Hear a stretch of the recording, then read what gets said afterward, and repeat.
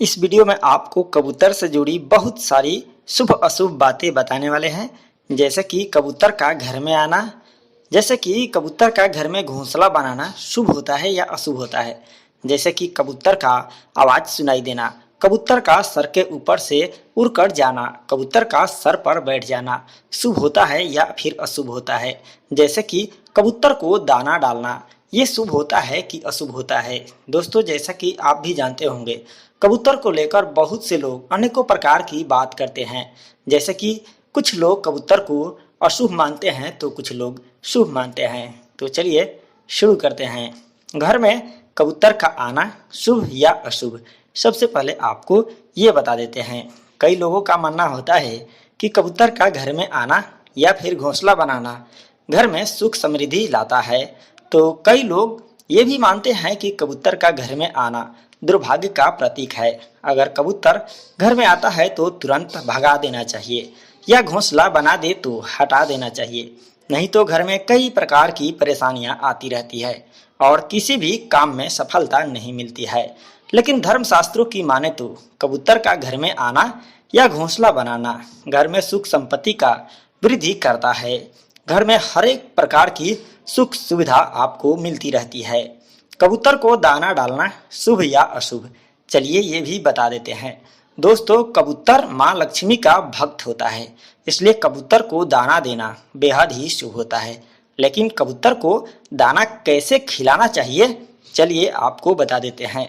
कबूतर को हमेशा आपको अपने आंगन में ही दाना डालना चाहिए। घर के छत पर दाना डालना अशुभ होता है। हालांकि अन्य जगहों पर आप दाना डाल सकते हैं। कबूतर को दाना डालने से शास्त्रों में बताया गया है कि राहु और बुध ग्रह दोष समाप्त होता है। दोस्तों, जिनका भी बुध ग्रह खराब हो उन्हें कबूतर को दाना जरूर डालनी चाहिए।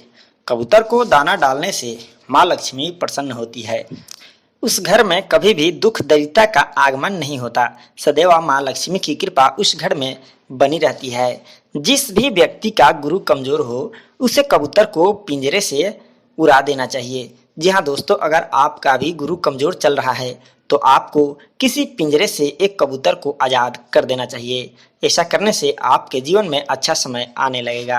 कबूतर का आवाज सुनाई देना शुभ होता है या अशुभ होता है, चलिए ये भी बता देते हैं। अगर आपको कबूतर की आवाज प्रथम पहर में सुनाई दे तो समझिए आपको बहुत ही जल्द आर्थिक लाभ होने वाला है। तीसरे प्रहर में आवाज सुनाई दे तो प्रेम संबंध मजबूत होता है, साथ ही विवाह का योग भी बनता है। लेकिन चौथे प्रहर में कबूतर की आवाज सुनाई देना अशुभ होता है, जिससे आपको हर प्रकार की कार्य में बाधाएं आने लगती है। अगर कबूतर एक ही जगह पर निवास बना ले तो समझिए ये वहां पर रहने वाले व्यक्तियों को नुकसान पहुंचाएगा। दोस्तों, इसलिए आपको ध्यान रखना चाहिए कि कहीं कबूतर एक ही जगह पर निवास तो नहीं बना लिया है। अगर ऐसा कर रहा है तो समझिए कि आपके जीवन पर कोई बड़ा संकट आने वाला है। कबूतर का सिर पर से उड़ जाना शुभ होता है या अशुभ होता है, चलिए बता देते हैं। अगर आप कहीं जा रहे हो और कबूतर आपके सिर पर से उड़कर चला जाए तो ये बहुत ही अशुभ है। इससे अनेकों प्रकार की कष्ट आपके जीवन में आने लगता है। कबूतर का सिर पर बैठना शुभ होता है या अशुभ, चलिए आपको ये भी बताते हैं। दोस्तों, कबूतर का सिर पर बैठना बहुत ही अशुभ माना गया है। दोस्तों, अगर किसी भी व्यक्ति के ऊपर कबूतर बैठ जाए तो समझ लीजिए उस व्यक्ति की बहुत ही जल्द मृत्यु होने वाली है।